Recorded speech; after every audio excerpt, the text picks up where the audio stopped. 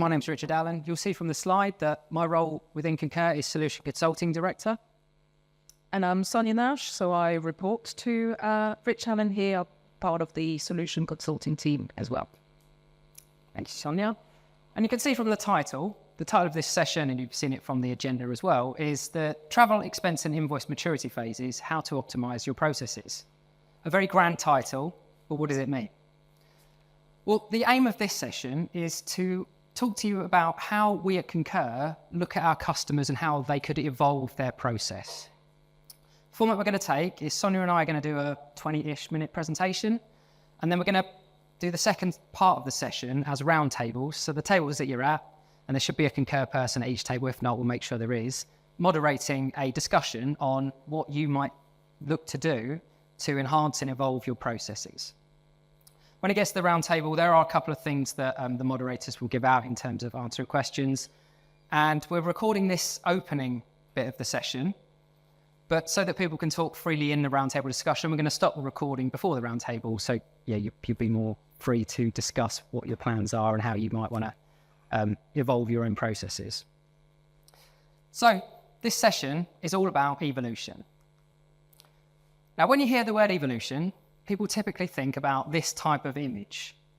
But seeing as we're here at the fabulous Mercedes-Benz world, I thought it would be more appropriate to put up something like this. In preparation for this, I wanted to do my research and understand what are the cars that most epitomise the evolution of the Mercedes brand. So I did my research. As a self-confessed technologist, I asked ChatGPT what were the 4 cars that you'd recommend, and this is what it came up with. Thankfully, most of these cars are actually here somewhere at Mercedes-Benz world. I'm not sure if this one is. There might be, I haven't seen it, but most of them are. What have we got here? So right back at the beginning, the original motor car, the Benz motor wagon, back in 1886, with a single cylinder, top speed of 10 miles an hour and a massive 0.75 horsepower. But this is what started it all. Then we've got the fabulous 300 SL, 1954. In my opinion, probably still the pinnacle of design and aesthetic when it comes to the evolution of cars. And it was evolved for its time. It was the first car with fuel injection, and it was the top speed production car at the time, 140 miles an hour. The next thing ChatGPT suggested was the S-Class. Again, really ahead of its time. It was the first car back in the late 80s to have, airbags, traction control and ABS brakes. So really advanced car for its time. And then finally, we've got the latest electric car from Mercedes and the most advanced car, which is the Mercedes EQS, which has got around 751 horsepower and around a range of 400 miles. So this is great, but what has this got to do with travel, expense and invoice? Well, when we look at travel, expense and invoice, there's actually a lot of parallels that we see with the evolution of the motor vehicle. And there's certain areas when you look at how cars have evolved and what that's meant for performance of cars and for the society at large, that we think there's a lot of parallels. So let's just dive into a couple of those when we're looking at the evolution of cars. Things like safety, for example. You can see just behind Sonia's head here. That's all right, you're fine. When we look at things like fatalities on the road, back in 1913, it was around 33 fatalities per every 10,000 cars that were on the road. But with the introduction of safety features such as seatbelts, airbags, traction control we talked about, and things like laser-guided cruise control and even autonomous driving, you've seen a steady decrease in the fatalities. So it's been great for society. And now they hover at around 1.66 fatalities per 10,000 cars on the road.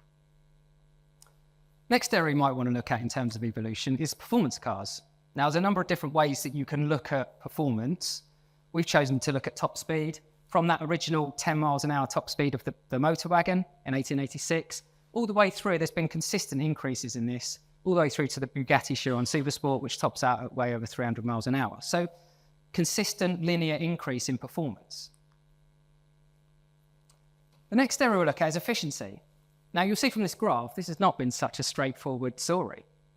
Originally, back in, we took a look at the Ford Model T, the first mass production car, back in 1908, that averaged at about 21 miles per gallon. And then in the years preceding that, it actually started to decline. Until in the 1970s, it was averaging about, I think it was 12 miles per gallon for cars. It was only an external factor, the oil crisis in the 1970s, which saw prices skyrocket, which meant manufacturers had to prioritize fuel efficiency, and consumers were demanding that because they were out of pocket for filling their car up. And that was when you start to see a real progress in the MPG of cars. And of course, we've now got vehicles that are electric, which don't even use fossil fuels to power them. And then finally, when we look at the area of emissions, it's widely regarded or agreed that compared to cars back in, say, the 1960s, cars now are 98 to 99% cleaner when you look at tailpipe pollutants, things like carbon monoxide, carbon dioxide, and other particulates. So that's great in terms of cars, but how does this translate into the world of Concur, which is obviously why you're here? So when you're looking at travel expense and invoices, how do those things, when we think about evolution, what does that mean to us within Concur? Sonia, you take us through how that maturity looks like. Sure, thank you. So of course, when we put this presentation together, I had to slow Rich down with the car analogy. So we're bringing it back now to travel expense and invoice. But the point we're trying to make here is that travel and expense and invoice processes are evolving. If you think about 3 years ago, the concept of AI was nowhere near these type of things, and now it's everywhere. Technology is getting better, and it's not a nice to have anymore. You need to start evolving with the times, with the technology, to be more productive, more competitive, ultimately. So we have partnered with IDC Research to look at different stages, key stages in the evolution and the maturity of travel expense and invoice processes. And we've come up with those 5 stages. Now, hopefully, none of you present in this room are at stage 1 or 2 because you're using Concur, right?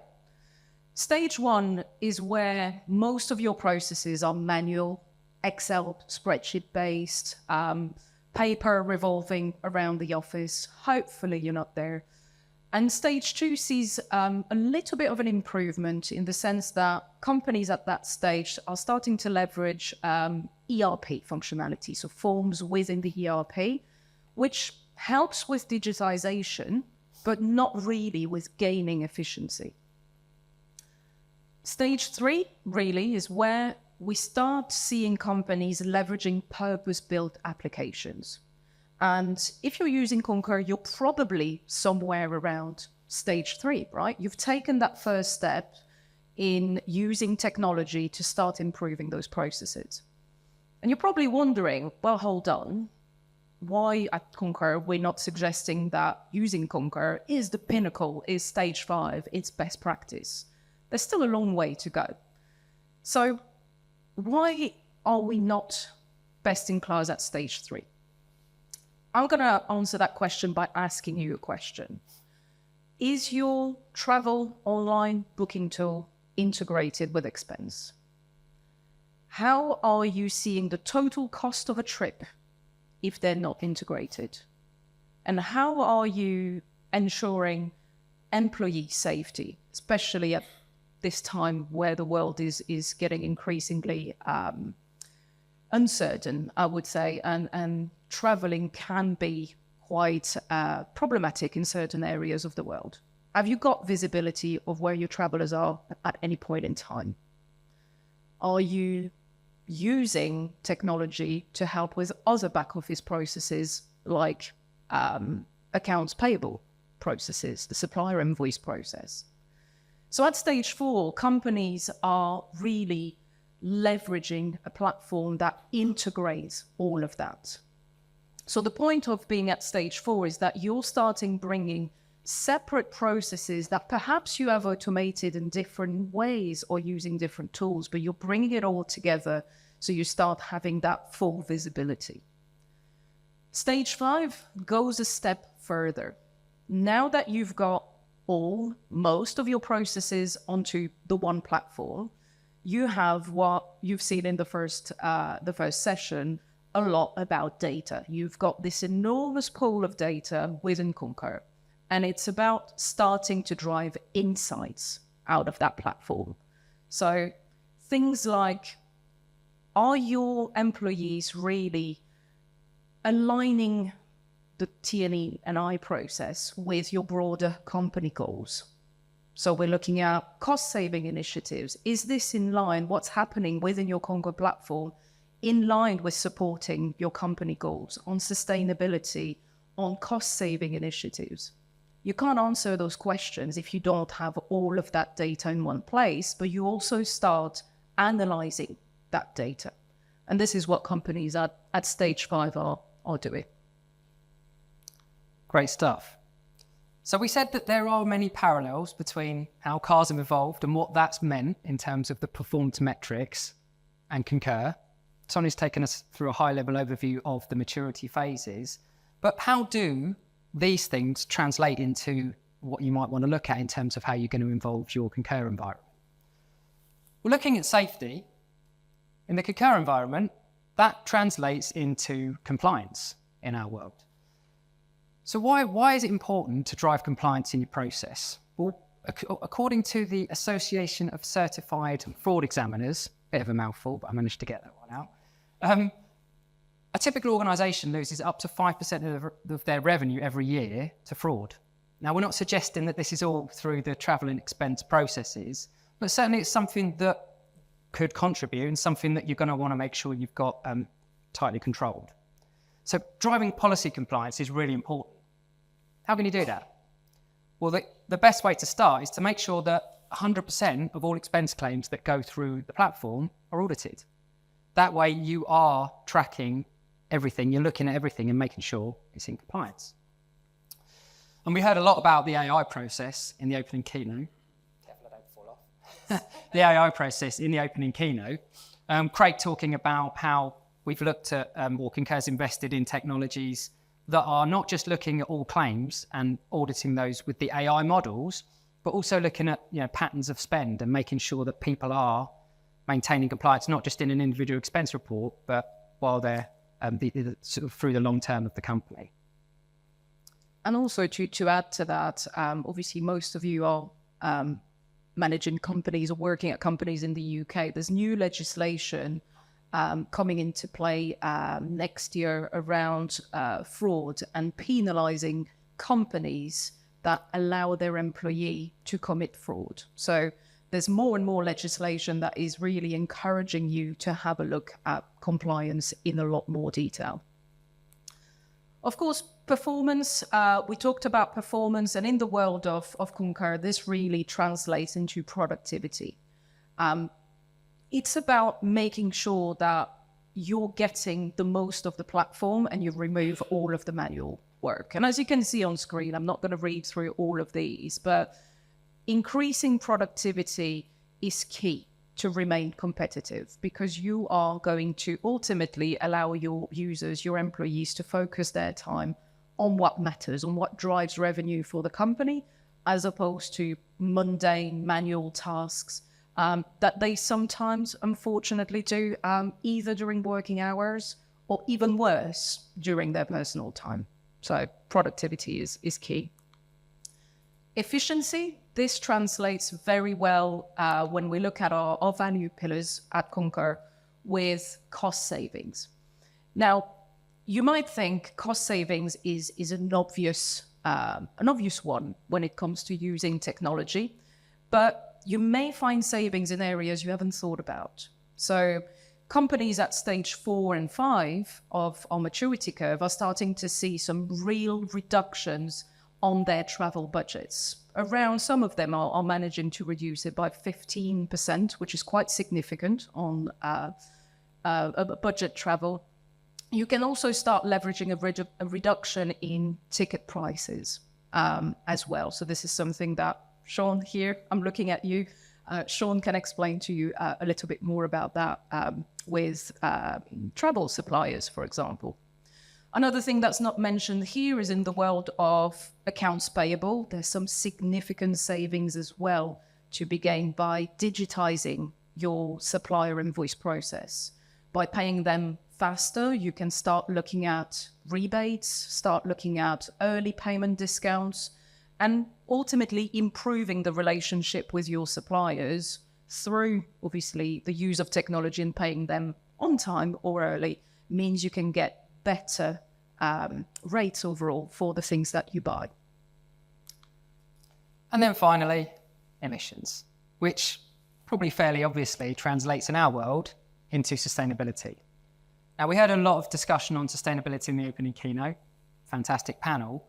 What we've got up on screen here is, and I'm going to dive into these in a bit more detail, so don't worry about the eye chart that is there, is a couple of dashboards that we've got available through our consultative intelligence service that will allow you to optimize your sustainability agenda and align with your own sustainability goals in a number of areas.